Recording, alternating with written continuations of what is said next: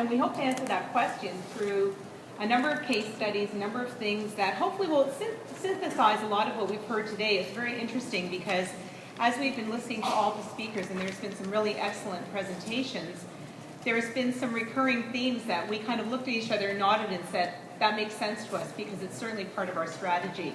It's about conversion. It's about storytelling. We heard that storytelling was the key thing that you needed to learn for 2012. It's about creating trust and credibility for your, with your consumers. It's about content. Content is the big black hole, and as every social media channel, as new ones proliferate, we have to think about what content do we use to fill it. And most importantly, it is about the consumer choosing the channel with which they want to communicate with you. So just before I get into what we're doing, a little bit about Four Seasons. How many of you have stayed at a Four Seasons, experienced a Four Seasons, had a drink at a Four Seasons? Great. Good. Many people don't know we're a Canadian company. We've been in business for 50 years, and our brand promise is really based on a couple of key things, three things actually. It's about creating customized experiences that are really locally relevant and authentic that ultimately create lasting memories. And those are based on 4 brand tenets.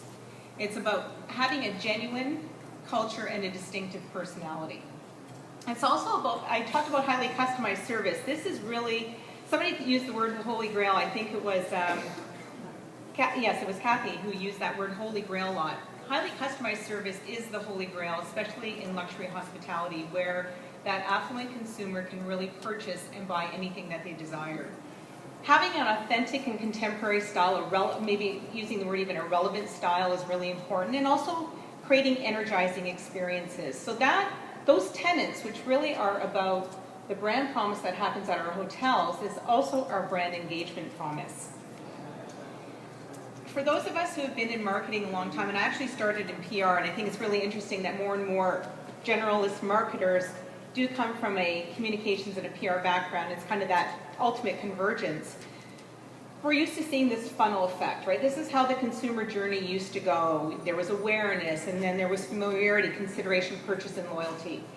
And all along the way, the brand really controlled a lot of what happened along that path, along that channel.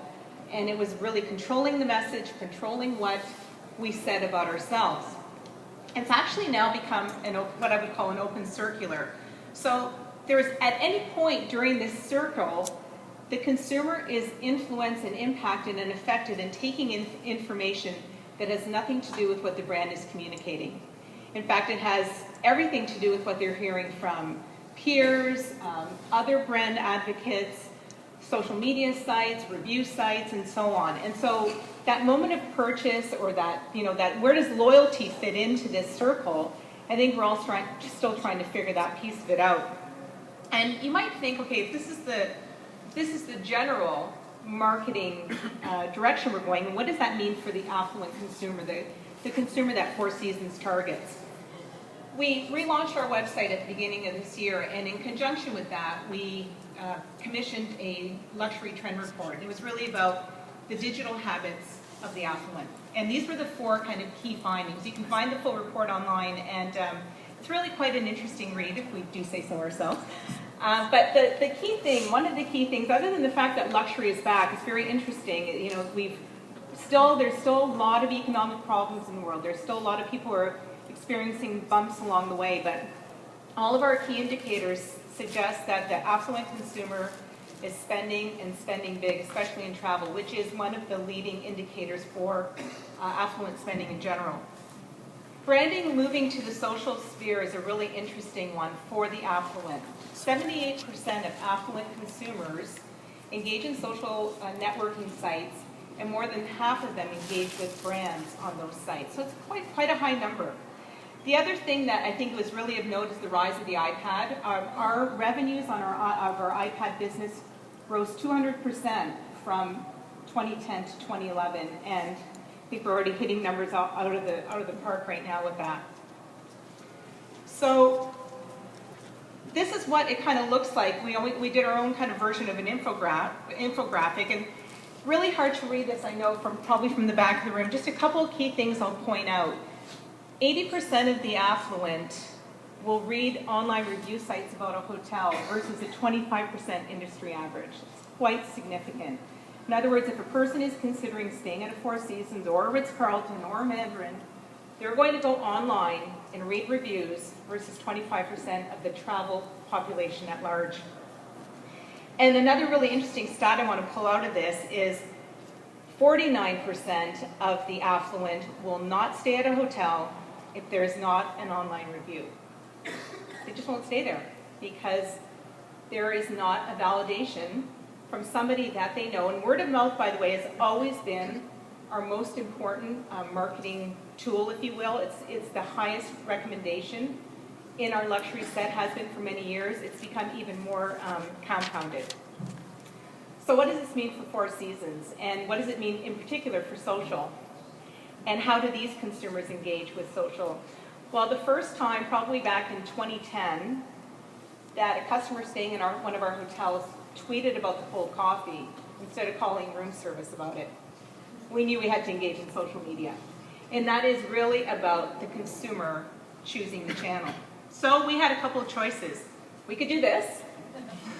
We are a brand that really cares about our reputation. We're very careful. We want the experience to be perfect for you.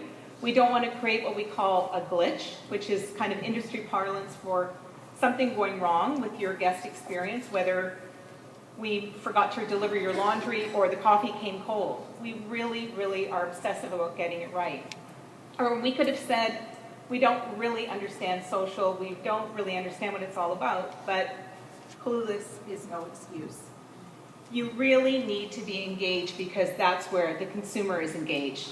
So we've done a lot around this, and that's kind of the context. I'm going to hand it over to Felicia to tell you a little bit more about the specifics on the programming. Thanks, Elizabeth. So our social media approach at Four Seasons very much mirrors the brand tenets that Elizabeth just walked you through. So it's about our perception and our positioning and how social media can play a role in that.